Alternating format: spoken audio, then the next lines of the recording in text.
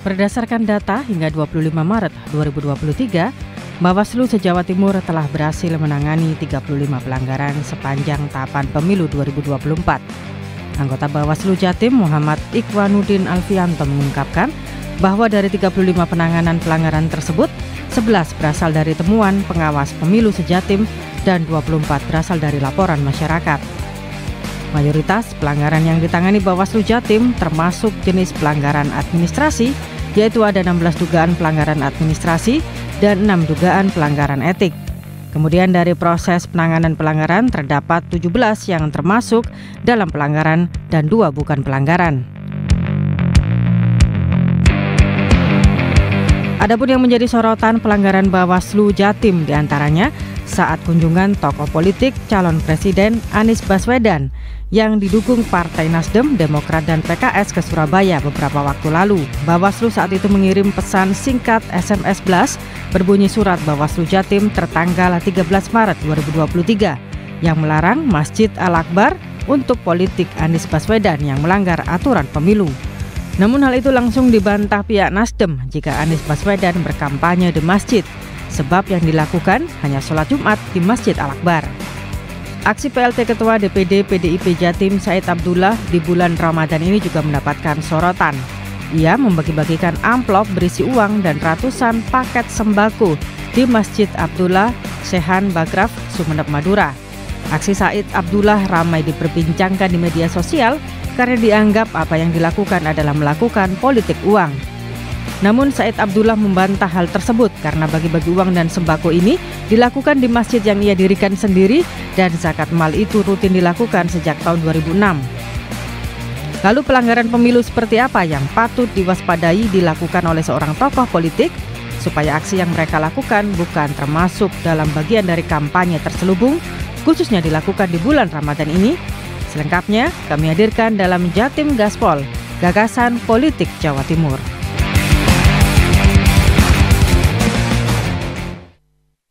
Selamat malam pemirsa, kita berjumpa dalam program Jatim Gaspol Gagasan Politik Jawa Timur. Jatim Gaspol kali ini hadir bersama saya Mustika Ratna. Kami juga mengucapkan selamat berbuka puasa bagi Anda yang menjalankan ibadah puasa Ramadan 1444 Hijriah. Nah pemirsa, Jatim Gaspol kali ini menyoroti terkait dengan waspada pelanggaran pemilu di tahapan awal, bagaimana kemudian temuan atau laporan masyarakat yang sudah masuk begitu ya terkait dengan pelanggaran pemilu, apa juga yang harus diwaspadai, bahkan mengajak masyarakat juga untuk ikut serta berpartisipasi mengawal jalannya demokrasi, utamanya pemilu di tahun 2024 ini. Nah pemirsa, sudah hadir bersama kami kalau melalui aplikasi Zoom ada Komisioner Bawaslu Jatim, Bapak Abdul Kudus Salam. Pak Kudus, selamat malam Pak. Assalamualaikum. Waalaikumsalam warahmatullahi wabarakatuh. Terima kasih sudah bergabung bersama kami.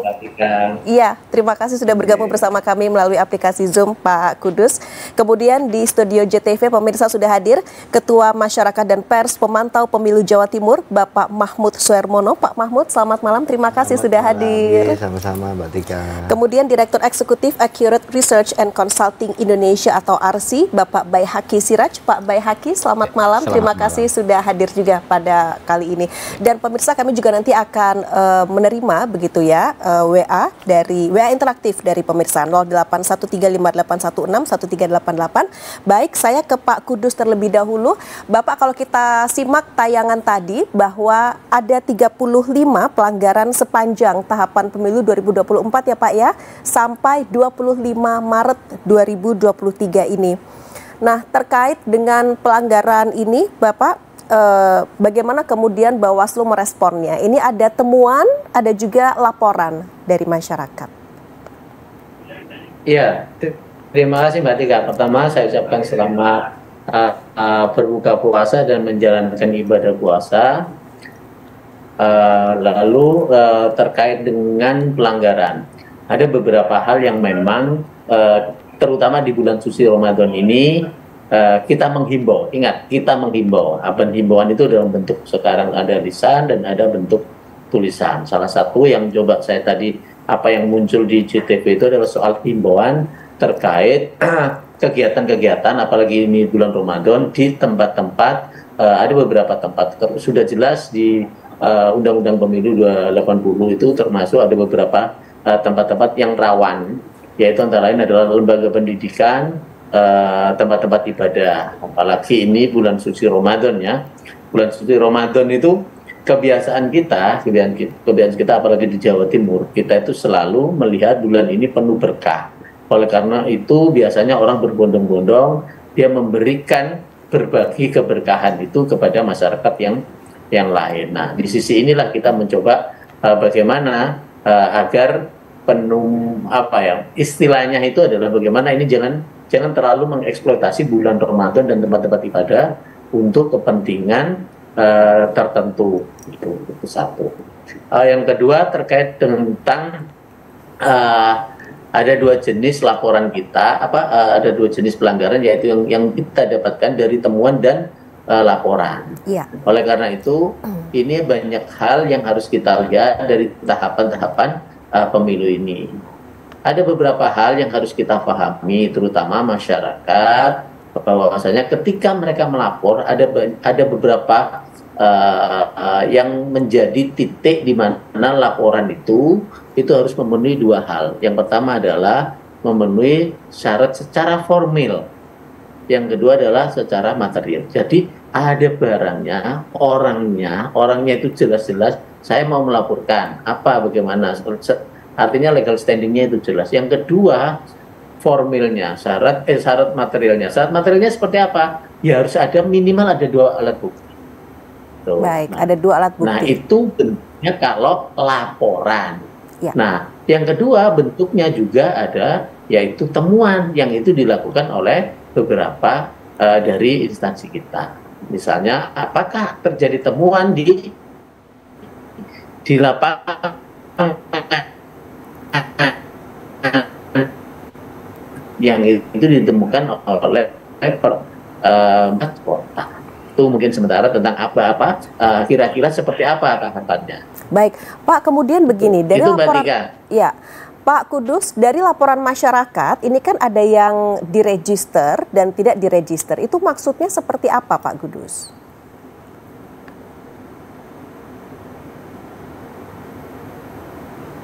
Persyaratan. Ada persyaratan-persyaratan yang itu menjadi semacam kayak rukun lah kita. Persyaratan rukun dalam menjalankan sesuatu. Nah, yaitu tadi ada dua syarat yang penting. Satu, laporan. Jadi kalau laporan kudu ya ono sing lapor. Kudu ono syarate, ya ono KTP ini dia punya hak pilih, atau misalnya orang yang dirugikan, aku laporan nih. Nggawa KTP Pak, datang ke Bawaslu. Iki lho aku nggawa laporan. Mari wong wis jelas baru ngomong sing dilaporno iki apa. Pak, nang ono iki lho Pak, ono wong kampanye bagi-bagi duit sopo. Barang buktine apa? Ono video kah, ono amplop kita, ono apa? Nah itu. Nah baru setelah itu kita ada kajian awal. Jadi didelok dhisik. Wong laporan kita lihat dulu. Oh, lapornya kayak apa? Iki sopo? Bener apa enggak? Dicek, Mbak. Jadi kita harus mengecek secara formilnya itu kayak apa, baru tentang materialnya kayak apa. Apakah ini sudah memenuhi syarat atau belum? Kadang yang ngono videonya iki bisa jadi videonya itu bukan video asli atau video apa. Nah itu dari forward. Nah setelah itu memenuhi syarat dalam kajian dicatat, diregister. Oke, memenuhi baru kita proses. Oke. Nah, Pak Kudus kemudian begini, itu kan ada pelanggaran, ada pelanggaran secara etika dan juga administrasi, itu seperti apa? Itu dipublish juga ya Pak ya? Mbak. Jadi begini, ada tiga jenis ya, ada tiga tadi yang dijelaskan satu. Bagaimana kalau itu pelanggaran secara administratif? Contoh misalnya hari ini ada mau sengketa dari pihak yang dirugikan misalnya, atau misalnya mereka menemukan seleksi baik ad hoc kemarin, baik itu misalnya di PPS atau di PPK, prosesnya misalnya ada yang tidak terima, misalnya waduh aku kok misalnya aku memenuhi syarat tapi enggak, nah apa misalnya ternyata dia gak diumumno apa persyaratannya. Nah di situ itu nanti akan orang itu melaporkan, dia harus Pak saya ini udah bukti dia ada KTP-nya, dia melaporkannya. Nah, itu Terus yang kedua misalnya secara etik ditemukan misalnya ditemukan misalnya baik itu oleh misalnya begini, kolega kita misalnya waktu rekrutmen PPK misalnya, PPK itu dia ditemukan prosesnya ternyata ya wis lah iki apa bu, ada buktinya entah itu X, ada money politiknya atau apa. Nah itu ditemukan itu, atau dia berat sebelah, atau misalnya ada ditemukan juga misalnya dia anggota partai tertentu. Nah itu baru ketemu di proses. Loh itu kok bisa diterima seperti apa? Loh ini secara etik kamu gak oleh kayak begini nih. Nah itu di sidang di kami. Baik, itu Pak kalau laporan. Nek temuan ada lagi. Baik, Bapak nanti terkait dengan seperti apa proses kalau temuan akan kita bahas di segmen selanjutnya. Pemirsa tetaplah bersama Jatim Gaspol, Gagasan Politik Jawa Timur. Usai jeda berikut kami akan kembali hadir ke hadapan Anda.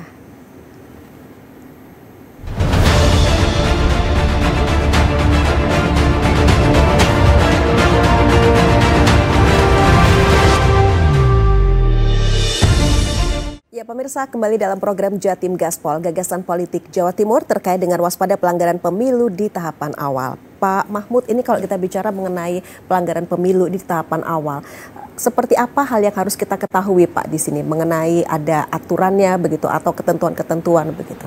Ya, saya melihatnya begini, bahwa Lebaran puasa tahun ini itu diuntungkan dengan masih adanya sengketa sistem proporsional terbuka dan tertutup.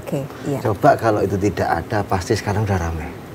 Jadi Bawaslu paling tidak itu diuntungkan dengan itu, sehingga apa? Caleg-caleg sekarang tidak berani bergerak. Nanti kalau saya terlanjur bergerak, mengeluarkan sumber daya, tiba-tiba sistemnya proporsional tertutup.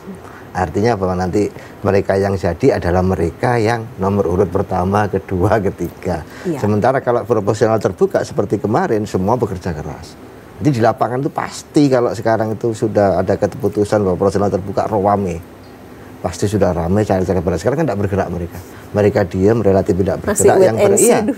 Yang bergerak hanya partai sekarang. Baik. Partai politik bergerak, sehingga apa yang terlihat kalau misalnya potensi pelanggaran itu pasti dari partai. Dari parpolnya peserta pemilu yang sudah ditetapkan. Betul, itu ya Pak Mahmud ya. Sehingga konsentrasinya, seharusnya konsentrasi sekarang teman-teman Bawaslu penyelenggara KPU itu lebih banyak konsentrasi pada partai. Karena caleg relatif belum bergerak. Karena nunggu, tidak tahu nanti MK itu memutuskannya bulan Maret, April, padahal Mei nanti sudah mulai pendaftaran caleg. Nah itu yang juga harus segera diantisipasi oleh kawan-kawan. Nah berkaitan dengan misalkan tahapan-tahapannya sekarang, memang kita selama ini kan selalu terjebak ya, misalkan dari dulu itu kalau misalkan tentang harus kumulatif tentang pelanggaran, antara kumulatif, sementara teman-teman Bawaslu juga seringkali mengatakan bahwa harus ada alternatif juga. Artinya tidak harus semuanya kelima-limanya. Kalau misalkan sekarang antara pelanggaran kampanye jelas belum bisa.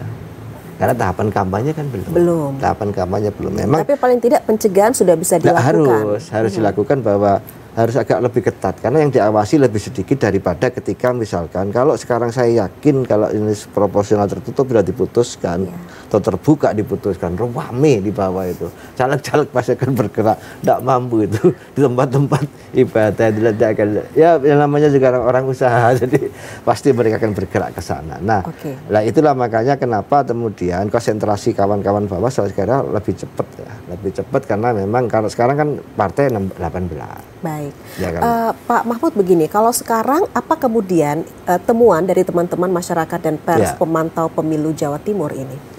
Ya, yang kita kan yang paling dekat kan memang yang di Sumeneb itu, yang itu bergerak viral sekali, dan itu saya juga lagi menunggu kira-kira apa nanti respon daripada kawan-kawan Bawaslu. Kalaupun kemarin kan dari Ketua Bawaslu RI mengatakan bahwa itu administrasi. Nah, tapi pelanggaran administrasi. Nah, mungkin teman-teman nanti di Bawaslu Jawa Timur juga kan yang lokasi yang paling dekat, lokasi paling dekat mungkin bisa memutuskan seperti apa, kasus seperti akhir apa. Ini puasa masih panjang, baru hari ke-7. Masih seperempat awal lah, kan masih ada 3/4 lah. Nanti khawatirnya kalau kasus seperti itu tidak segera ditindaklanjuti, nanti akan banyak dari aneka warna juga, dan masjidnya ini juga akan penuh dengan begitu. Nah nanti ya mudah-mudahan dengan begitu ya nanti orang-orang makin rajin sholat kan ya tidak apa-apa, ada manfaatnya.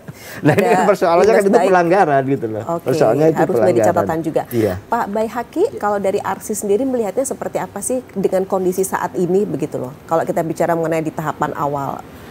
Sebenarnya di tahapan awal ini kalau menurut ARSI itu adalah lebih sosialisasi pencegahan dari Bawaslu Jawa Timur lebih digiatkan gitu loh, sehingga untuk kebetulan saat ini semua caleg itu adalah masih menunggu keputusan dari MK.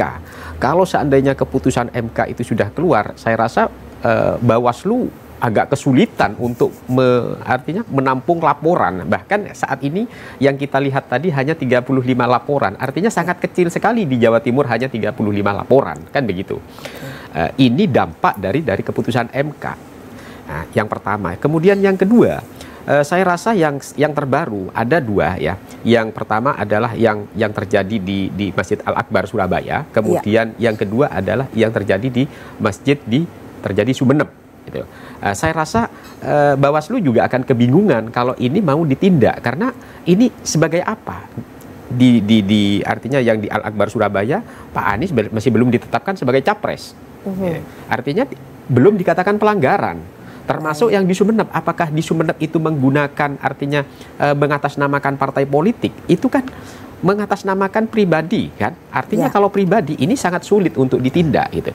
Nah, oleh karena itu sebaiknya ya bagi para tokoh, para kontestasi baik itu capres maupun tokoh-tokoh politik yang lain, dihindarilah secara moral ya, secara etika, dihindari tempat-tempat ibadah. Silahkan mengumpulkan orang-orang masyarakat yang bukan tempat-tempat ibadah, karena tempat-tempat ibadah ini biar tidak mencederai terhadap kualitas peribadatan kita di bulan suci Ramadan ini utamanya ya, Pak Baihaqi, terutama di bulan suci Ramadan ini. Oke, gitu. Baik.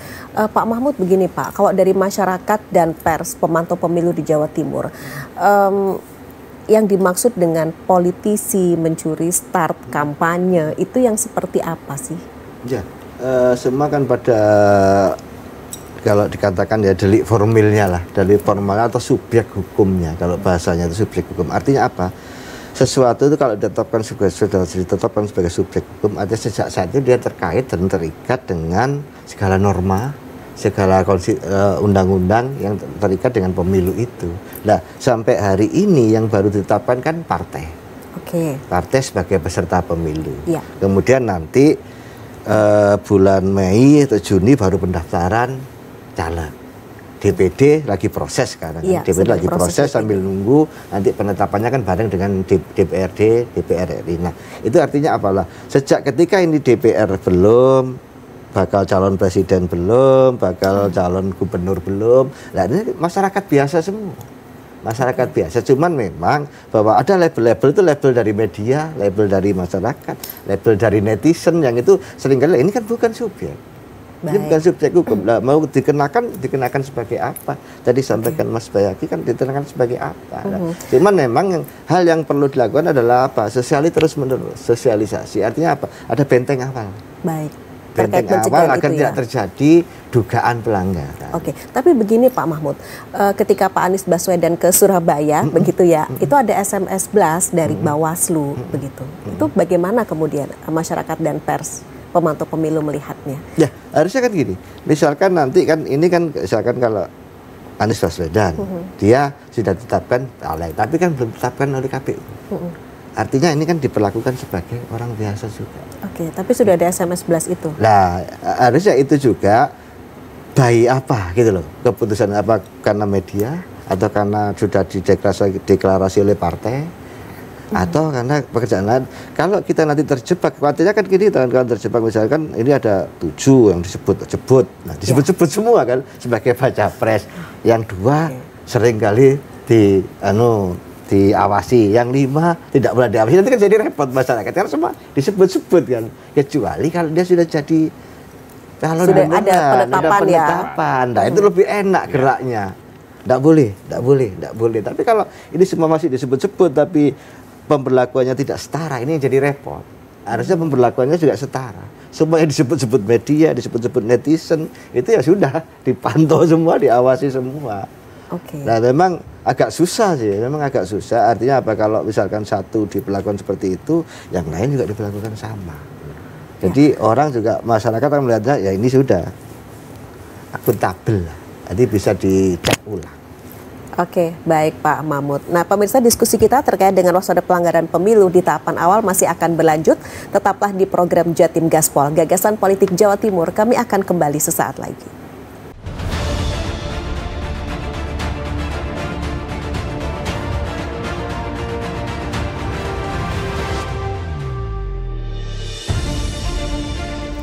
Iya pemirsa, saat ini Anda tengah menyaksikan program Jatim Gaspol, Gagasan Politik Jawa Timur. Di studio JTV sudah hadir Bapak Mahmud Suhermono dari Masyarakat dan Pers Pemantau Pemilu Jawa Timur. Kemudian Bapak Baihaqi Siraj dari RC, Accurate Research and Consulting Indonesia. Dan melalui Zoom kami sudah terhubung atau tadi juga sudah bergabung bersama kami, sudah berbincang, yaitu Komisioner Bawaslu Jatim Bapak Abdul Kudus Salam. Saya ke Pak Kudus kembali. Ini Pak Kudus. Siap, ketika.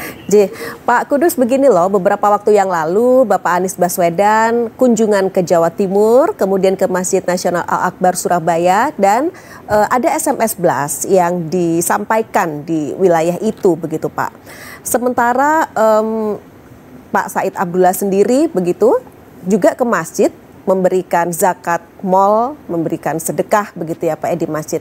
Nah ini kalau kedatangan Bapak Anies Baswedan ada SMS blast, apakah kemudian untuk Pak dari PDI Perjuangan sendiri, Pak Said Abdullah nanti juga ada semacam peringatan begitu dari Bawaslu Jawa Timur, seperti apa Pak Kudus? Ya, terima kasih Mbak Tika. Yang jelas kami pada kesempatan ini juga akan melakukan klarifikasi. Pertama, tertanggal 13 itu adalah surat himbauan dari Bawaslu Kota Surabaya. Itu himbauan kepada siapa? Kepada takmir masjid. Ya toh? Dalam hal ini adalah Masjid Agung Surabaya Al-Akbar ya kan. Baik. Terus tidak hanya Masjid Al-Akbar saja, ada Masjid Al-Falah, gitu, ada Masjid Rahmat, gitu. Itu surat himbauan. Yang kedua soal SMS blast, kami tidak pernah melakukan SMS blast, terutama SMS blast tentang pelarangan. Itu tidak pernah ada, tidak pernah ada. Nah ini yang harus masyarakat tahu bahwasanya yang ada adalah surat himbauan. Surat himbauan itu adalah dari Surabaya, Bawaslu Kota Surabaya, dan kami mengakui memang karena ada tembusan kepada Bawaslu Provinsi. Nah, SMS blast itu, coba jangan cek, antara nomor SMS blast yang itu atas nama Jawa Timur dengan surat himbauan itu sama. Tapi surat bentuknya berbeda. Yang satu adalah bentuk surat himbauan, yang satunya bentuk SMS blast. Nah, ini yang harus biar masyarakat tahu. Bahwasanya seolah-olah kenapa ini kok ada SMS blast pelarangan, yang satunya tidak. Kalau himbauan, semuanya kita menghimbau kepada lembaga yang tadi saya sampaikan. Tempat-tempat ibadah ini dihimbau. Apa mana tadi saya sudah katakan. Apalagi ini Pak Baihaqi tadi jelas. Ini bulan Ramadan. Apa Mahmud juga ngomong bulan Ramadan. Bulan Ramadan tadi seperti apa yang awal yang saya sampaikan. Biasa Mbak, jenenge bulan poso. Iki ya ini tadi untuk tadi Pak Mahmud itu jelas. Bahwasanya Pak Baihaqi juga ngomong jelas. Kita tahu kalau bulan Ramadan semua orang pasti akan menghitung nisab. Kira-kira awak dhewe ngetokno zakat atau tidak. Nah, karena momennya ini momen politik itu jadi menerjemahkannya berbeda. Makanya kami menghimbau. Hati-hati loh ya, nek jare wong Surabaya ngene iki bulan Ramadan. Memang kita nggak bisa jenenge Ramadan, Pak. Zakat itu iya. Saya pasti akan mengeluarkan zakat. Pak Mahmud mengeluarkan zakat. Tapi ya hati-hati nek ngeluarkan zakat. Makanya itu bentuknya himbauan, gitu loh. Bukan kami pilih kasih. Himbauan semuanya. Coba lihat itu surat himbauannya. Tidak Masjid Al-Akbar loh ya. Ada Masjid Rahmat, Al-Falah, itu jelas. Kalau kami misalnya itu satu himbauannya ke sana, itu baru. Makanya tolong dilihat, dibaca dulu, dilihat dulu baru itu. Nah biasalah jenenge situasi kayak begini ya. Sego gorengnya kakek Mbak sing digoreng baik kakek ada bumbu-bumbune kakek kadang. Nah itu oleh karena itu ayo pada momen kali ini adalah momen yang juga lebaran, kita menahan diri, kita menjaga hawa nafsu, kita melihat ini. Makanya tadi sudah saya sampaikan, kami itu adalah berdiri di atas aturan. Kalau ada laporan, silakan Anda melapor. Kami terbuka secara lebar. Seperti hari ini. Hari ini itu adalah ada sengketa, Mbak. Dua dari yang tadi disampaikan sama Pak Baiki dan Pak Mahmud tadi. Dua ini udah selesai karena dia dinyatakan tidak memenuhi syarat di calon DPD itu. Dia ke kami. Ini proses sengketa. Nah, hari ini adalah bagaimana mereka memasukkan, kita cek, setelah cek apakah syarat formil pas apa ora. Oh ya, ternyata memenuhi syarat formil. Baru kita cek materialnya apa. Oh, ternyata misalnya dukungannya karena materialnya adalah kurang dukungan dari 5.000. Kita cek. Padahal satu sisi pihak pemohon ini menyatakan kami cukup loh yo. Lebih dari 5.000, makanya dicek. Makanya nanti sebelum ke proses sengketa kita akan kumpulkan apa itu yang disebut dengan melakukan mediasi. Ayo ketemu dhisik ya oposisi semacam ini antara pihak pemohon dan termohon. Siapa pemohonnya? Pemohonnya adalah calon anggota DPD maaf. Ada dua yang sudah memohonkan ini. Padahal yang tidak memenuhi syarat itu ada 3, tapi yang sudah memohonkan hari ini ada 2. Makanya kita nanti akan cek syarat formil masuk, oke. Harus materialnya sudah oke, baru kita nanti. Nah, di situ prosesnya. Jadi kalau mau melaporkan silakan. Nah, kalau tidak ada laporan, kita ini juga bekerja. Kalau kita menemukan, baru kita proses. Itu bentuknya temuan. Temuan itu nanti akan kita juga lihat.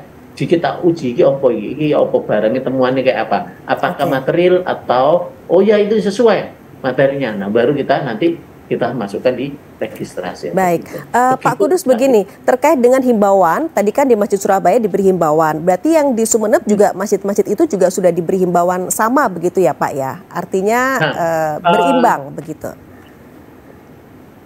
Oke Mbak, nah ini kan kita baru tahu itu di media sosial, di Twitter itu kan rame. Makanya kasus yang ada di Sumeneb kita sudah meminta untuk menindaklanjuti Bawaslu yang ada di di Kabupaten Sumeneb.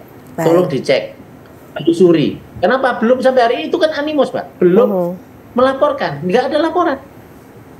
Baik. Kita akan menelusuri, kan loh, gitu Mbak. Oke. Dan itu animus loh ya. Iya. Baik. Orangnya kalau misalnya jelas, Pak, aku mau Pak, laporkan ke kami. Baik, masyarakat bisa turut melaporkan juga Pak Kudus ya. Oke. Ya, Pak Baihaqi. Pak Baihaqi, bagaimana ini kalau dari Arsi sendiri ini melihat politisi saat ini begitu ya? Artinya ini belum ada ketentuan, belum ada keputusan MK juga untuk sistem proporsionalnya sendiri.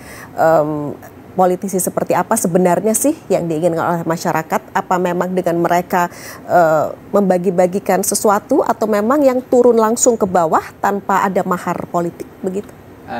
Ya itulah kadangkala politisi itu hanya memikirkan tatkala pelaksanaan. Seharusnya politisi itu melakukan sesuatu ini tidak instan. 5 tahun ini sudah selalu melakukan gitu. Artinya selalu turun ke bawah. Keluhan masyarakat itu bagaimana sehingga tatkala mau menjelang pemilu kayak seperti ini tidak hanya mengumpulkan masyarakat kemudian membagi-bagi, bukan itu gitu loh. Tetapi bagaimana caranya menampung aspirasi masyarakat yang ada di konstituennya itu tidak hanya dilakukan setiap 5 tahun sekali sehingga masyarakat itu anggapannya saat ini masyarakat itu apatis ya. Kalau begini caranya ya saya kalau ada uang pasti akan kami dukung. Akhirnya kan masyarakatnya seperti itu. Artinya jangan disalahkan masyarakat kalau sudah seperti itu. Kesalahan itu sebenarnya ada di kesalahan di politisinya sendiri. Politisi itu harus mengayomi dan mengayomi dan melakukan program-program yang diinginkan oleh masyarakat. Programnya yang ada di atas itu harus disentuhkan secara langsung ke konstituennya. Artinya itu adalah tindakan berkelanjutan yang dilakukan oleh para politisi, bukan hanya ketika menjelang pemilihan saja. Iya, jadi harus politisi itu harus menggunakan tindakan-tindakan kelanjutan sehingga tidak hanya menggunakan artinya membeli terhadap suara. Ini yang sebenarnya bukan itu yang diharapkan oleh masyarakat, tetapi bagaimana program-program itu bisa langsung ke masyarakat gitu.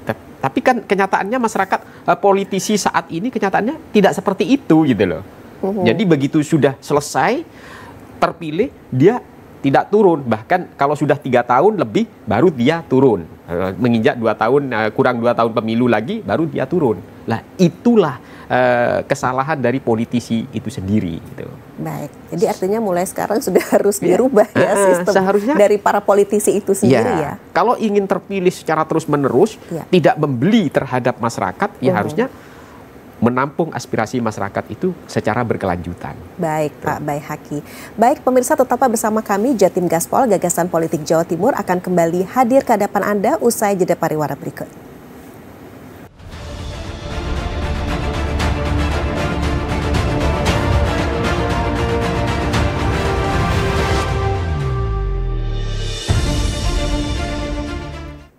Jatim Gaspol Gagasan Politik Jawa Timur kembali hadir ke hadapan Anda pemirsa, dan sudah ada pemirsa yang sudah bergabung dalam WA interaktif. Wah, ini Pak Kudus, Pak Mahmud dan juga Pak Baihaqi. Ini dari pemirsa, aku yo serengkep ke masjid kalau ada bagi-bagi uang. Hendra di Surabaya. Laporan di netizen kan gambar jelas, berarti Bawaslu kecolongan ini. Rohib Sumeneb. Yang mencolok itu amplopnya bergambar parpol tertentu, bagi-bagi duit di Masjid Sumeneb. Bagaimana Bawaslu melihat hal itu? Ahmad dari Mojokerto. Pak Said ini ketua parpol loh, jadi bagi-bagi uang ini tindakan parpol, bukan hanya perseorangan. Amin di Gresik. Kalau sudah diupload di medsos, itu apakah bukan laporan? Ini kan bagian dari pengawasan partisipatif masyarakat atau netizen. Bawaslu harus aktif menindaklanjuti yang viral itu. Roni dari Gresik. Pak Kudus. Halo. Pak Kudus. Masih bergabung bersama kami? Bapak, ya, Mbak Tika. Halo Mbak Tika. Ini sudah ada beberapa dari pemirsa. Bapak bisa mendengar suara saya kan ya? Insya Allah bisa Mbak. Oke. Jadi tadi itu Pak, beberapa pemirsa yang sudah mengirimkan WA interaktifnya begitu. Terkait dengan ada yang sregep ke masjid Pak kalau ada bagi-bagi uang. Kemudian laporan di netizen kan gambarnya jelas, berarti Bawaslu kecolongan. Yang mencolok ini amplopnya bergambar parpol tertentu. Nah ini bagaimana Bawaslu melihat hal itu yang di Sumeneb. Kemudian ketua parpol loh, jadi bagi-bagi uang ini jelas tindakan parpol, bukan hanya perseorangan. Nah kalau sudah diupload di medsos itu apakah bukan laporan? Ini kan bagian dari pengawasan partisipatif masyarakat. Bawaslu harus aktif menindaklanjuti yang viral itu. Monggo ditanggapi Pak Kudus. Terima kasih Mbak Tika. Seperti yang saya tadi sampaikan, ada 2 pola. Yang satu laporan, yang kedua adalah temuan. Kan begitu. Sampai hari ini itu semua kita telusuri di kabupaten, karena kejadian di Sumeneb ya sudah dari Bawaslu Sumeneb itu yang menelusuri apakah ada laporan atau tidak. Medsos itu ingat, itu animos loh ya, itu loh yang penting, biar kita itu tahu itu animo. Nek uangnya jelas, kalau orangnya jelas, identitasnya jelas, terus orangnya juga itu melaporkan. Yaitu tadi, laporan itu harus memenuhi persyaratan itu tadi secara formal dan material. 1. Kalau ini misalnya menjadi barang bukti, itu iya bisa. Nah itu tadi. Nah, yang kedua, kalau nggak ada laporan, ini bisa menjadi temuan. Tetapi harus ditelusuri dulu kebenarannya seperti apa, datanya kayak apa. Ini sedang ditelusuri oleh Bawaslu Sumeneb, gitu loh. Baik. 1. Kami sadar betul, mohon izin, mohon kami ini dibantu. Tadi seperti yang disampaikan, ini adalah pengawasan partisipatif. Kami sangat berterima kasih. Kalau ada informasi seperti ini, mohon silakan Anda bisa. Kemarin kan ada yang banyak nge-tag di RI, di provinsi, Bawaslu itu di-tag. Ini loh, ada gambarnya. Nah, kami itu seperti ini, kami sangat senang. Akhirnya apa? Kami menelusuri itu di Bawaslu Sumeneb. Oke, Bawaslu Sumeneb tolong ditelusuri, ada pemberitaan seperti ini.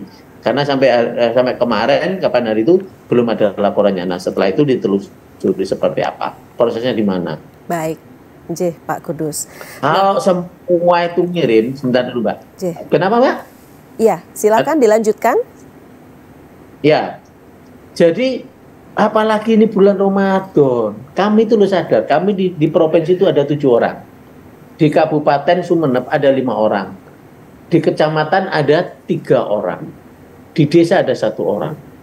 Nah, kalau misalnya kami itu sangat terbatas, tangan kami, mata kami, kaki kami itu terbatas. Oleh karena itu, partisipasi masyarakat sangat dibutuhkan. Baik. Masyarakat mengawasi itu adalah bagian program dan bagian bagaimana kita melakukan civic education, bagaimana mereka bisa terlibat. Oleh karena itu, kami menindaklanjuti.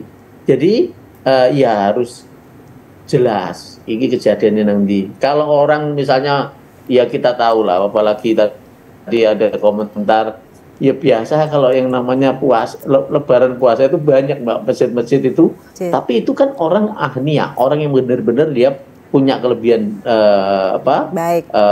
uang, dia bersedekah. Nah, di sini baru kita lihat secara material seperti apa. Baik, itu, Mbak. Pak Kudus. Nah, Pak Baihaqi ini begini, selain dengan politik uang atau bahkan black campaign gitu, apa sebenarnya bisa dilakukan oleh partai politik untuk bisa meningkatkan elektabilitasnya?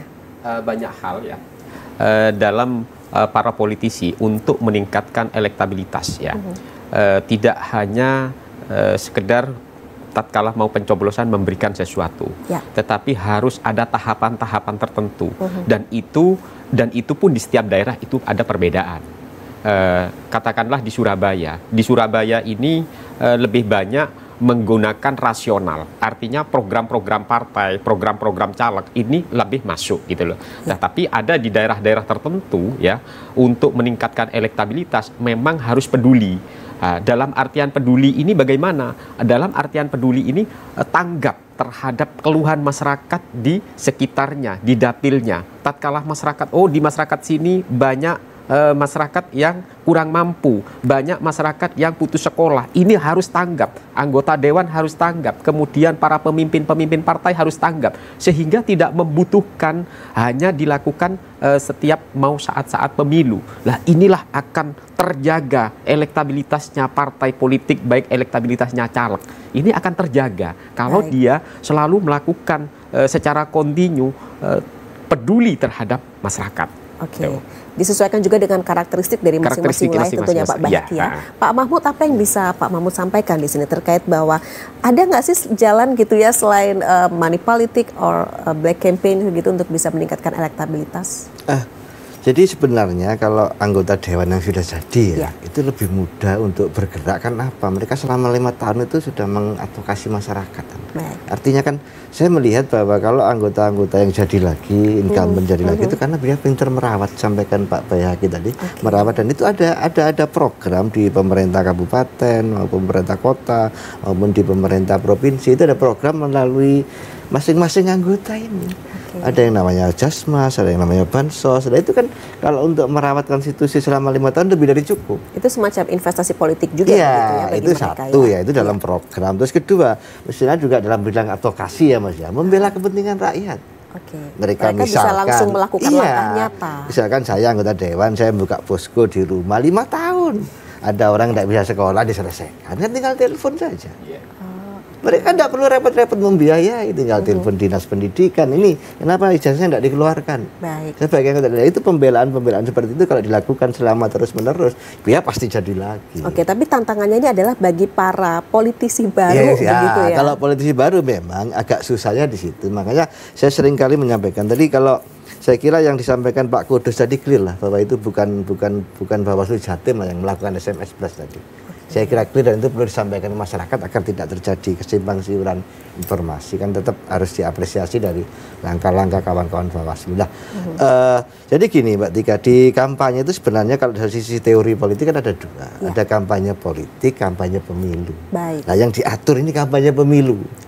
Ada batas waktunya, ada aturannya, ada syarat-syaratnya. Kalau kampanye politik ya bebas. Partai politik itu bisa kapanpun selama 5 tahun berkampanye untuk misalkan program-programnya, ideologinya, visi misinya partai itu boleh disampaikan terus-menerus. Tapi ketika pemilu ya hanya ketika pilih saya, coblos saya, itu ada batas waktunya kalau itu. Itu yang kemudian sekarang kita perbincangkan dan harus menjadi tanggung jawab masyarakat juga begitu ya untuk ikut mengawasi. Baik pemirsa, tetaplah bersama kami, masih ada satu segmen terakhir dalam program Jatim Gaspol, Gagasan Politik Jawa Timur kali ini. Kami akan kembali sesaat lagi.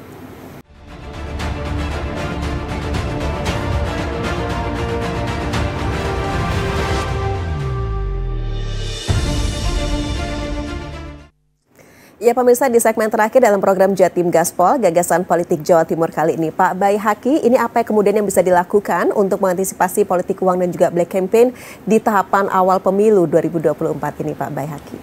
Begini, kalau black campaign ini memang apa itu namanya? Ya biasanya black campaign ini dilakukan oleh partai-partai lawan. Ya, ini biasanya dilakukan oleh black campaign untuk meningkatkan, untuk menjatuhkan lawannya gitu loh. Baik. Untuk menaikkan dia, menjatuhkan lawan. Ini namanya black campaign. Tetapi ini sebenarnya tidak, secara etika ini tidak bagus bagi siapapun ya, pimpinan partai atau calon-calon apapun black campaign-kan lawan. Ini sangat tidak bagus secara etika. Seharusnya menjual program, mengadu program, mengadu visi misi, mengadu apa itu namanya? Visi misi terhadap masyarakat. Bagaimana masyarakat ini mensejahterakan masyarakat. Ini yang harus diadu sehingga masyarakat itu betul-betul ya, betul-betul terpercaya terhadap para calon kontestasi, baik itu partai politik maupun calon. Oke Pak Baihaqi, berarti terkait dengan SMS Blast tadi juga Pak Kudus sudah mengklarifikasi bahwa itu bukan dari Bawaslu Jatim begitu, artinya itu juga termasuk black campaign. Artinya salah satu black campaign.